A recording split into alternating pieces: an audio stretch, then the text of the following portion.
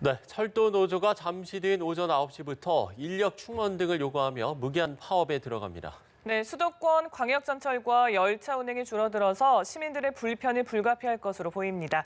현장에 나가 있는 취재기자 연결해 보겠습니다. 나경일 기자. 네, 저는 지금 서울역에 나와 있습니다. 철도 노조는 지난 15일 준법 투쟁을 벌인 데 이어 잠시 뒤인 오전 9시부터 파업에 들어갑니다. 3년 만에 무기한 파업으로 시민들은 불편을 겪을 것으로 예상됩니다. 하루 철도 이용객은 하루 평균 300만 명 수준입니다. 또 이번 주 금요일부터 일요일까지 진행되는 논술 시험이나 면접을 보기 위해 열차를 이용하려는 대입 수험생들의 불편도 예상됩니다. 오전 9시 전에 용산역에서 출발할 예정인 여수행 KTX 한 대 운행이 취소됐다는 소식도 들어왔습니다. 운행이 취소되는 열차가 생기는 만큼 사전에 모바일 앱과 홈페이지 등에서 열차 운행 여부를 확인할 필요가 있습니다. 정부가 비상수송 대책을 마련했지만 KTX 운행률은 70% 밑으로 떨어지고 화물 열차의 경우 세대 가운데 2대는 멈춰설 것으로 보입니다.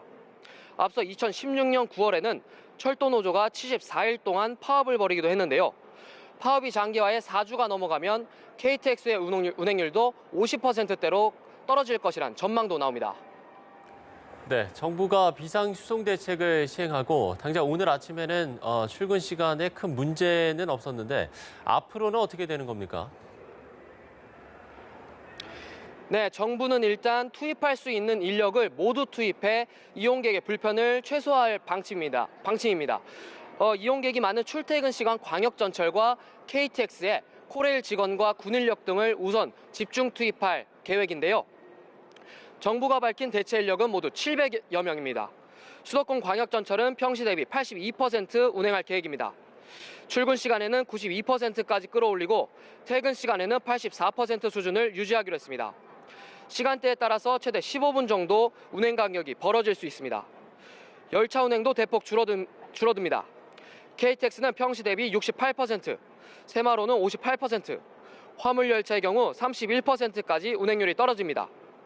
화물 열차는 수출입과 산업 필수품 등 긴급 화물을 우선 수송할 계획입니다.